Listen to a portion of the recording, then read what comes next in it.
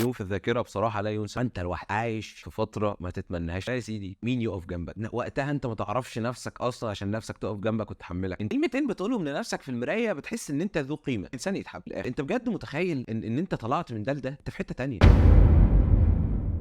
بعد كده بتبتدي تكتشف ان في حاجه اسمها شغل. هتنزل شغل. كان تقريبا في شهر 10 2020 اعتقد 2020 اعتقد، اللي هو انا داخل لسه تانية ثانوي، نزلت شغل مع والدي، ودي كانت الفرصه اللي جت قدامي. فنزلت الشغل مع الوالد، وبصراحه الموضوع ما كانش شغل مع الوالد فهو شغل الدلع، لا هو عادي انا شغال مع الوالد فانا شغال. هي الفكره بس كلها ان انت معروف ان انت ابن الحاج مصطفى، فاهم؟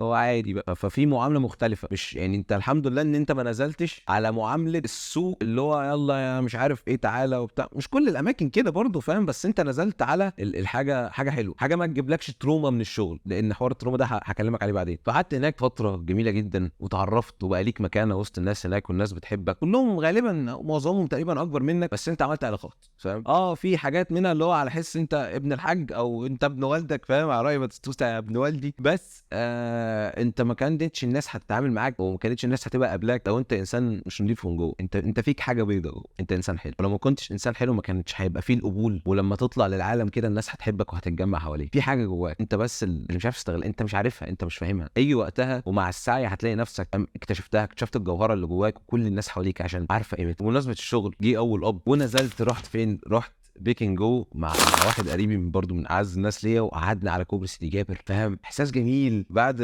ما كنت بتنزل خروجات عاديه جدا. لا انا راجل معايا قبض، ونزلت رحت قعدت في بيكن جو. انا راجل كبير دلوقتي، فاهم؟ اخش الاماقن اللي بيخشها الكبار، مش خروجات بلاي ستيشن بقى ومش عارف ايه بتاع. لا انا اروح اقعد عادي جدا وفلوسي ومن فلوس جيبي. احساس جميل جدا، خصوصا ان انت عملته في سن صغير. انا ما بقولكش ان انا اشتغلت ولفيت كعب داير، بس عملت حاجه بسيطه جدا. قعدت فتره في الشغل ده لغايه ما تحصل مشاكل وتكتشف ان الحياه مش وردي زي ما انت كنت فاكر، وان في حاجات مش لذيذه بتحصل برضو في كل شغلانه، او اي شغل ممكن وارد ان يحصل حاجات مش لذيذه، فتضطر تسيب الشغل وتدور على شغلانه مش مع بوبي، فاهم؟ الموضوع زي ما قلت لك هو ما كانش دلع، انت كنت بتشتغل فعلا بجد. بس انت دلوقتي هتضطر تقف على رجلك لوحدك وتبص على شغلانه لوحدك من غير ما بابا يروح يقدم لك. انت حتى مستغرب ان انت رحت قدمت على شغلانه لوحدك، بابا ما سالش على الشغلانه دي قبل ما يوديك.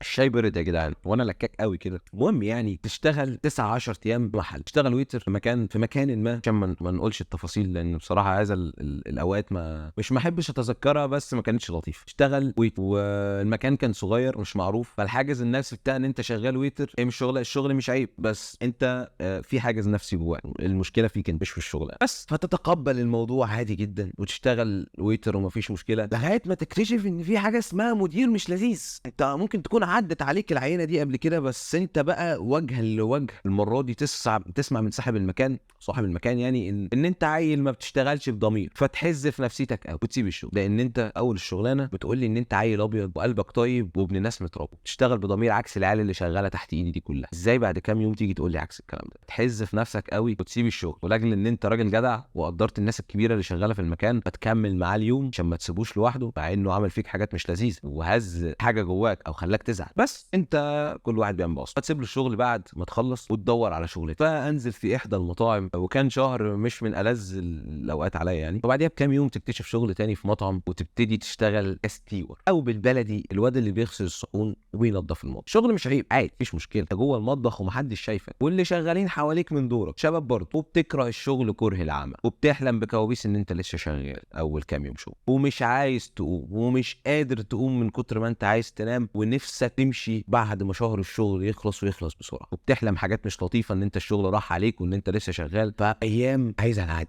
خلاص. تكتشف الاسره اللي في الشغل وان كلنا شباب زي بعض عادي شغالين، وتكتشف حكايه كل واحد، وان في واحد اكبر منك بسنه شغال معاك، وناس اكبر منك بكام سنه، وناس كبيره. الله يمسيك بالخير يا بيومي، والله الراجل ده كان من احب الناس برضو لقلبي وقتها في الشغلانه دي. كان وانا شغال يجي على ظهري ويبوسني في ظهري، اي نور زوز عارف ايه حاجه. الناس دي نعمه والله. فانت الجو الفايبس اللي اكتسبتها في الشغل خليك تحب الشغل شويه، او تهون عليك الشغل، لدرجه ان انت لما تيجي تسيب الشغل بعد شهر شغل تلاقي ان الموضوع صعب عليك. انت اتعودت على الجو ده والناس دي انت حبيتها، ومش هاين عليك فراغ. خلص بقى الشغل وتيجي عند ثالثه ثانوي، بس هنا فرامل لان ثالثه ثانوي دي حاجه تانية لوحدها. ثانيه ثانوي اثبتت لي ان دي كانت تقريبا افضل سنه في حياتي حتى الان. فلوس مسكتها، اشتغلت كذا شغلانه، بدات تضبش في الحياه الواقعيه وتكتشف ان في مديرين ظالمين، حتى المطعم بيضحك عليك فيه وبيتنصب عليك فيه ومرتبك بينقص وبيطلع عين اهلك، بس ما عرفتش تتعلم ببلاش، فاهم؟ هي دي الحياه عادي جدا. فتكتشف ان الدنيا مش وردي، بس فيها حتت ورديه جميله قوي وبتزهزه وبتبقى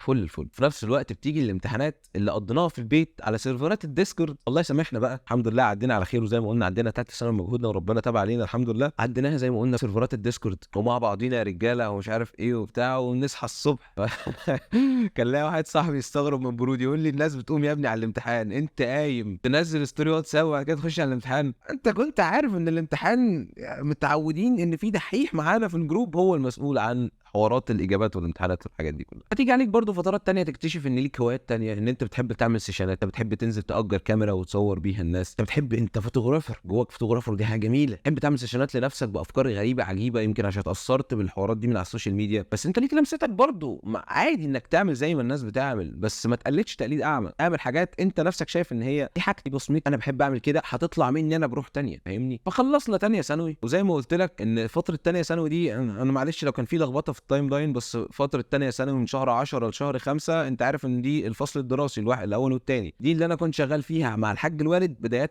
من شهر 6 اعتقد، اشتغلت الكافيه ده لوحدي، وفي 6 برضو لغايه شهر 7 او لغايه العيد الكبير اللي هو كان اخر يوم فيه يوم مسكت شغل كان 23/7 تقريبا، كانت شغلانتي في المطعم، عشان بس تبقى معايا على الخط وعارف الدنيا ماشيه ازاي. فزي ما قلت لك جت فتره الامتحانات وعديناها والدنيا جميله، خلصنا الامتحانات تقريبا في شهر 5 تمام. فتره الامتحانات لما خدنا الخازوق تقريبا بتاع اللي هو يا شباب احنا عندنا امتحان شهر 4 وشهر 5، فاذا فجاه قبل امتحان شهر 4 بكام يوم يقول لك مفيش امتحانات في شهر 5 والفاينل بتاعك هو 4، فتبتدي تلم رياضه، فتتعرف على معادن الناس اللي حواليك. واشكر شخص برضو كان مسؤول عن ان هو يلم لي رياضه في ليالي الامتحان ويشرح لي رياضه، فبتبتدي في الفترات دي تكتشف معادن الناس اللي حواليك وان مين ليك ومين عليك، وحاجات جميله جميله جدا جدا جدا. تخلص امتحانات وتنزل مع الشباب خروجه الامتحانات وايه بقى، وعادي حتى كان باين عليا وقتها، فاهم اللي هو ايه، انا ده انت عايل شياكه ومهتم بالستايلنج جدا وليرنج بقى وبتاع ومش عارف ايه. والمناسبه ده كان عيد ميلاد صاحبنا احمد، فاهم؟ ازيك يا احمد عامل ايه؟ لا يا احمد ما بيتفرجش على الفيديو، احمد هو اللي بيمنتج الفيديو هو المونتير بتاع الشانل يا شباب. كان عيد ميلاده وكنا خارجين كلنا سوا، واحمد هو ابو النضاره اللي احنا كلنا ملمومين حواليه، يعني اكيد هيعمل حاجه في المونتاج عشان يقول لك ده انا، فاهم؟ فتبتدي تكتشف الحياه بقى، خروجات مع الشباب، في حاجه اسمها خروجات مع اصحابي، مش تحت البيت، مش في المنطقه، لا عادي اطلع بره، دي تنفتح على العالم، وده حاجه جميله. زي ما قلت لك ان الفتره اللي بعدها انا دخلت في شغلانتين، في الشغلانه الثانيه اللي هي كانت بتاعه المطعم اللي انا تقريبا مسكتها من اول 20/6، انت عارف ان انا عيد ميلادي كان 27/6، كنت داخل تقريبا وقتها في سبوبه، تمام؟ تقريبا السبوبه دي عندنا احنا بس في الاسكندراني، يعني مصلحه، فاهم؟ حاجه تقضي بيها فلوس او تجيب لك فلوس بالبلدي كده، يعني فاهم؟ يعني مثلا اشتريت حاجه بعتها بسعر اعلى، مش سبوبه، حاجه بتجيب لك فلوس في وقتها وفي فتره قصيره. واحد صاحبي عرفني على حاجه على النت بتجيب فلوس، هي ان انا موقع بتحط فيه مبلغ من المال وهو $50 تقريبا، حطيت فيه $60 اي ثينك، وقتها $60 دول كانوا عاملين يا سيدي 800 جنيه حاجه كده، وانت كنت بتشتغل فكان معاك فلوس، 800 جنيه دول رجعوا لك الضعف اعتقد او حاجه قريبه من كده، فكان معاك فلوس وقتها. يجي عيد ميلادك اللي هو 27، انت تحب تخرج عن المألوف وعن جو ان انا عيد ميلادي في البيت وسط العيله ومش عارف ايه وبتاع، وفي الاونه الاخيره انت عارف ان انت بقيت نوعا ما مش موفق في الحظ، فعيد ميلادك مش لازم يتعمل لاجل اسباب انت مالكش دعوه بيها وخارجه عن ارادتنا كلنا. بس يا سيدي، فانت ليه انا ما اعملش عيد ميلادي مع اصحابي؟ انا نفسي اعمل عيد ميلادي مع اصحابي من ساعه ما كنت طفل في ابتدائي، ليه دلوقتي وانا شاب بيشتغل ما اعملش عيد ميلاد؟ وفعلا يوم 26 كلمت صحابي الاونلاين، اصحابي على ارض الواقع، وجبت تورته على حسابي. المفروض في عيد الميلاد صحابك اللي بيعزموك، فاهم؟ وبيعملوا لك مفاجاه وبتاع، انت مش عايز حاجه من حد، انت عايز تعمل اللي انت حابه، عايز تعمل، مش مستني حد يفرحك، انت جبت تورته، عزمت الشباب واللي هو يلا يا شباب انا عامل عيد ميلادي تعالوا نشرب حاجه سوا، فاهمين؟ وايه، وكلمت الشباب الاكبر مني اللي متعرف عليهم اونلاين، وفي منهم قرايبي ومش عارف ايه وبتاع، فللاسف في اللي اعتذر لاسباب شخصيه، وفي اللي اعتذر لاجل الكليات بتاعتهم والامتحانات والحاجات دي كلها، ورست في الاخر. وفي الاشخاص اللي انا كنت عارفهم من باب الاونلاين يعني وبتاع، انا رجعت علاقتي بناس اعرفها من 9 سنين ما شفتهمش من حوالي 8 9 سنين، انت متخيل؟ عشان نقلت مدرسه من اداره العجمي او من الكيلو 21 21 لمحرم بيه، فاهمني، من اداره لاداره يعني، عشان الناس اللي بره اسكندريه. زي ما قلت لك يا صديقي، طفل خلص تانية ابتدائي نقل من اداره لاداره ومدرسه لمدرسه، فما كانش في طريقه تواصل قوي مع اصحاب. كبرت وعرفت في حاجه اسمها انترنت وبتاع، وتابعت الترندات وعملت زي ترند معين وبتاع، جمعت شويه من الناس اللي كنت اعرفها وبتاع. كان من ضمن الناس دي المفروض ان في حد هيجي عيد الميلاد زي ما قلت، بس ففي الاخر ناس تعالى ان ما حدش جه عيد ميلاد بسبب زي ما قلت لك اسباب معينه وحاجات من دي بتاع. هم 3 اللي جم، شخص معين واحمد ومازن، يعني اصدقاء منذ الطفوله. احمد عيد ومازن كده كده، مازن كان على طول انا وهو سوا فمعروف مازن مين. المهم يعني حققت اللي انت عايزه، حاجه كان نفسك تعملها من وانت صغير، وانا تمام، انا شاب قادر اعمل اللي انا عايزه، انا بحقق الحاجات اللي انا نفسي اعملها وانا صغير. ولو تقدر تعمل الحاجات دي انت دلوقتي لسه بتعملها، لو نفسك في حاجه ما عملتهاش وانت صغير حاول تعملها وانت كبير، هتحسسك بارتياح. وخصوصا ان الفتره ما كانتش الطف حاجه، يعني انا كنت لسه داخل شغل جديد، عيد ميلادي الكلام ده كان 26 وعيد ميلادي 27 وانا داخل شغل يوم 20. في ايام الاولى ما كانتش لذيذه، لدرجه ان انا اتوبيس معدي من جنبي وانا رايح الشغل الصبح وانا على الرصيف، عمل انا كنت اعيط. عارف انت اللي هو التكه، خلاص على تكه، فانت ما حطيتليش نعناع في الشاي ليه بتعيط؟ بس فانا كنت على التكه دي تقريبا. فنخلص من الشغل 23/7 الحمد لله، ويغور في داهيه وربنا ما يرجعها ايام الشغل دي، ولا اتعامل مع المديرين دول تاني. مع ان الاستاف هناك كان على قلبي زي العسل واخواتي وحبايبي. خش بقى بتني السيفل ورك، واحنا اوريدي عارفينها من الشغل، من واحنا في الشغل، تمام.